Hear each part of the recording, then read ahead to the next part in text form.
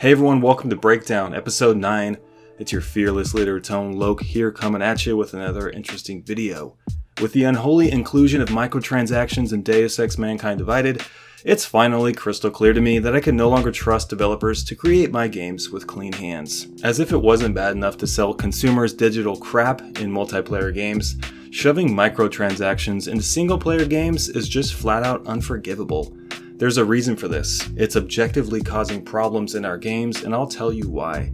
The installation of microtransactions into single-player games in itself and at first glance can seem rather innocent to the unaware. Developers justify putting microtransactions into games by telling us that we have a choice.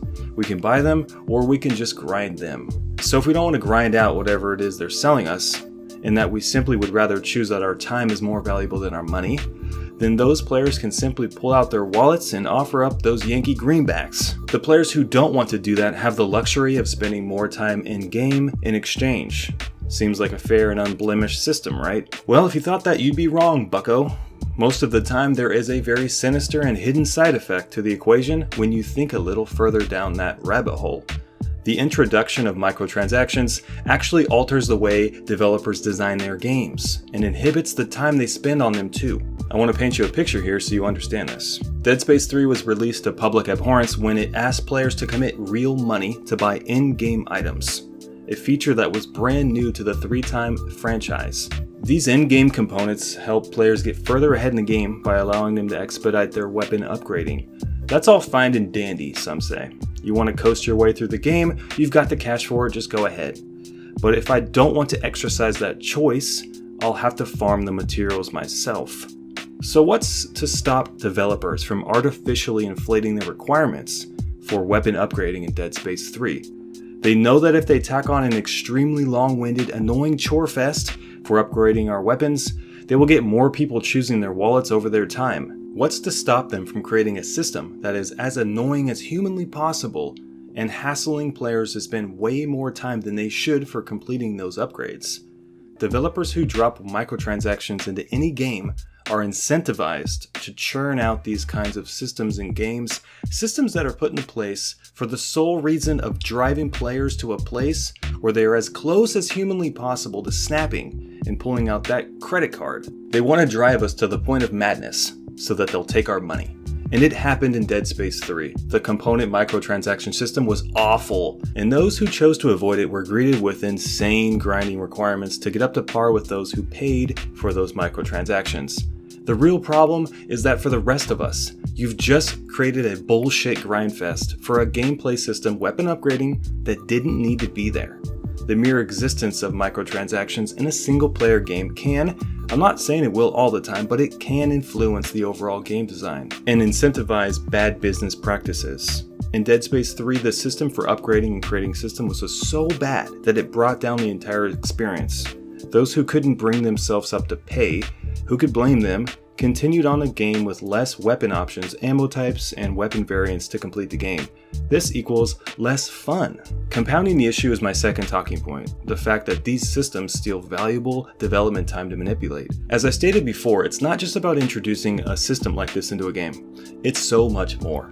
Development time and money has to be poured into not only making this system, but tweaking it, molding it around the core of the game. This all takes time, and time is money. Imagine how this can constrict the overall budget of a game. Maybe it drives a few features out of production due to increased overall costs, and on a baseline, maybe it's just the time, money, and resources in hands that could have been used otherwise to enhance the rest of the game. This is by far the worst and often overlooked part of game development, when publishers choose to impregnate their games full of greedful systems like these and fail to spend proper time on what we actually want.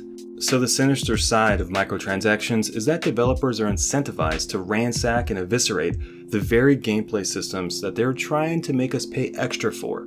It jeopardizes the good things that could have been. Dead Space 3, you're not the only culprit, my friend. Assassin's Creed Unity plopped in an in-game storefront for players to purchase the entire arsenal of weapon and armor upgrades that were otherwise available to craft and buy throughout the game.